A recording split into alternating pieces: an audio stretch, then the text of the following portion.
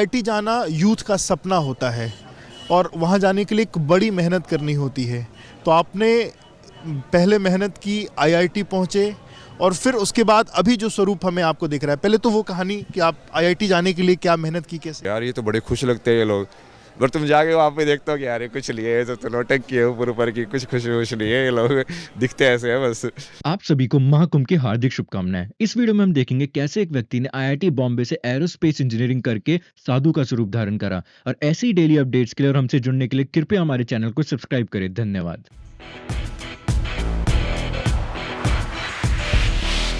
तो इसमें तो सबसे पहले तो जो कि मैं बहुत छोटे शहर से हूँ ना, झज्जर में, तो मुझे तो 12th तक तो पता ही नहीं था आईआईटी के बारे में कि कुछ होता है। फिर वहाँ पे कोई तो आया था स्कूल के अंदर कि हाँ ये ऐसे से है, फिर उससे थोड़ा पता चला कि अच्छा ये कोचिंग वोचिंग भी, ये सब चीज़ें भी होती है।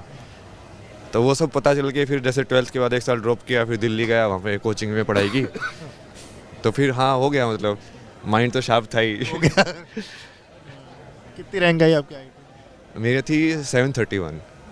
फिर उसके बाद ऐसे से तो मेरे को पहले से भी नहीं था ना। आईआईटी तो मैं इसलिए जा रहा था कि बड़ा कॉलेज होगा तो घर वाले दूर जाने के लिए मना नहीं करेंगे। गवर्नमेंट कॉलेज में जाओगे, प्राइवेट में जाओगे तो बोलोगे इतना पैसा लगा रहे हैं, इतना दूर क्यों जा रहा है। वो आईआईटी है तो मुंबई भी जा सकते हो, दूर भी जा सकते हो।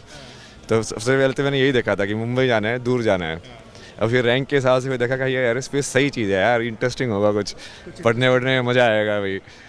तो उसके हिसाब से चूज़ किया। वो सब नहीं सोचा मैंने कि हाँ ये सीएस में ज़्यादा जो प्लेसमेंट लगती है ये सब। मतलब जैसे बचपन से ही मेरे को ड्राइंग में, इन सब में बहुत इंटरेस्ट है। मैंने तो पोएम भी बहुत लिखी है ना, बहुत कुछ किया ना भाई आईआईटी में। मैंने प्ले भी डायरेक्ट किए हैं, पोएम्स भी लिखे हैं, मतलब पोएम रेसिटेशन ये सब भी। उसके बाद ये जैसे पेंटिंग में, जैसे मैं हॉस्टल का भी वो फाइन आर्ट सेक्रेटरी था, ये सब था। बहुत सारी चीज़ें की, उसमें भी मेरे को जैसे अवार्ड वगैरह भी मिला, ऑर्गेनाइजेशन अवार्ड ये सब भी आईआईटी से भी। कैसी पोएम लिखते थे आप, कौन सी टाइप की? मतलब जैसे पहले तो हिंदी में बहुत लिखते थे, जैसे 11th-12th में थे उस टाइम पे, तो उसमें तो पूरा भर दिया था मैंने। एक बार तो मैंने 12th में अपने फिजिक्स के टीचर के ऊपर लिखी थी इतनी बड़ी पोएम। वो बार बार ऐसे जीव निकालते थे, तो जैसे शक्तिमान होता ना, उसका नाम मैंने दिया था जीवमान। मतलब थोड़ा स्कूप टाइप का था, जो फेयरवेल थी ना तब सुनाया था। उसमें तो कर सकते ना, वो इंटरेक्शन वैसा वाला होता है। अच्छा, फिर सारी जगहों पर काम करने के बाद ये अचानक से वैराग कैसे? तभी तो यार आ गया, मतलब तुम देख लेते हो ना चीज़ें कि यार ये संसार में ऐसे है। क्योंकि नहीं देखते तब तक तुमको फैसिनेशन रहता है उस चीज़ का। दूर से बढ़िया लगती है ना घास भाई, दूर के डोल सुहावने हैं भाई। तो तब तक तुमको लगता है कि ये कैसे होते होंगे, तो तुमको अपने आप ही उस चीज़ से तुम ऊपर उठ जाते हो ना कि हाँ नहीं इसमें तो नहीं, आगे बढ़ो, हाँ कुछ और देखते हैं, और आगे बढ़ो, कुछ और देखते हैं। वैसे करते करते तो बहुत कुछ हुआ। उसके बाद फिर मैंने यहाँ वहाँ ठीक है देख लिया, कितना पहाड़ को देखोगे यार। मतलब ठीक है देख। तो आराम के लिए क्या किया फिर आप? ऐसा छोड़ के वहाँ चला गया धर्मशाला, वो धर्मकोट करके ऊपर वो गाँव है ना, हिमाचल में? हाँ हिमाचल में, तो दलाई लामा जहाँ पे रहते हैं उसके ऊपर। तो वहाँ पे फिर मैंने सोचा कि बेसिक चीज़ें सीखेंगे अब लाइफ की, शांत, यही खाना बनाना सीखे। वहाँ पे फिर मैंने एक्सेप्टेंस वाली चीज़ को समझा कि तुम्हारे मन में जो भी विचार आ रहे हैं, जो भी तुम हो, उसको एक्सेप्ट करना सीखो। तो मैं वहाँ पे ऐसे जैसे डायरी थी, वाटर कलर पेंटिंग तो फ्रीज वाली हो, हेल्पलेस वाली सिचुएशन है, तो उससे बाहर कैसे निकले भाई। तो ये सब करके वही मानो कि फाइनली जब तुम बिल्कुल ही शून्य हो गए, जब ज़िंदगी में कुछ बचा ही नहीं वैसे भी, फिर मेरे को ऐसे ही था कि जैसे कृष्णमूर्ति ये सब तो पढ़ता ही था मैं, इंटरेस्ट तो था ही सब में।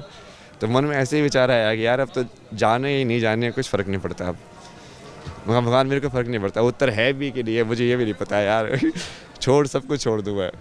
तो मन में ऐसा हो वैसे विचार आया ना कि अच्छा तू तो मर जाएगा अब। माँ ठीक है मर जाएंगे। और उस जब तुमने वो एक्सेप्ट कर लिया ना पूरी तरीके से, तब तुम्हारा मन शांत हो जाता है। तो सत्य है, मृत्यु सत्य। नहीं वो जब मन शांत होता है ना, तो मन के परे जो चीज़ है तुमको वो दिखती है एकदम से कि अच्छा मन के परे भी कुछ था यार, ये तो पूरा खेल था ही नहीं।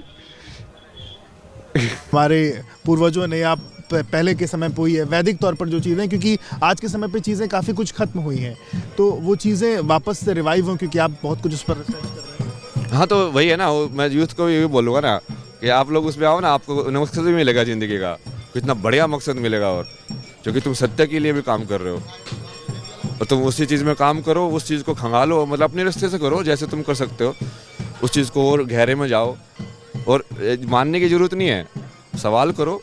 हमारे इतिहास में तो हमेशा सवाल है। अर्जुन ने कृष्ण से सवाल किए तब गीता बनी, पार्वती ने शिव से सवाल किए तब विज्ञान भैरव तंत्र बना। सारी वो सवालों की है, वो सारी जितनी भी किताबें हैं, कि वो उससे सवाल पूछ रहा चाहिए ऐसे होगा तो ऐसे क्यों होगा। जैसे पार्वती पूछती है कि 112 ही तरीके क्यों है एनलाइटनमेंट के, शिव बोलते 112 ही तरीके है, बस 112 के अलावा कोई तरीका नहीं है ब्रह्म ज्ञान पाने का। वो बोलते 112 ही क्यों है, इसके अलावा क्यों नहीं है। बोले मैं ढूंढ के लाऊंगा 112। वो जा ढूंढ के ला वो ढूंढते रहे 10 सारे में मिला ही नहीं। बोले कि हाँ सही बोल रहे थे आप। तो हमको तो उस सोच को आगे बढ़ाना चाहिए ना। ऐसा नहीं कि कोई सवाल कर रहा है या कोई ऐसे असहमत है तो तुम्हारे खिलाफ है, नहीं। तुम जाके एक्सप्लोर करके देखो, वो चीज़ यदि सत्य होगी तो प्रमाणित होगी, है ना। उसको मानने की जरूरत नहीं है।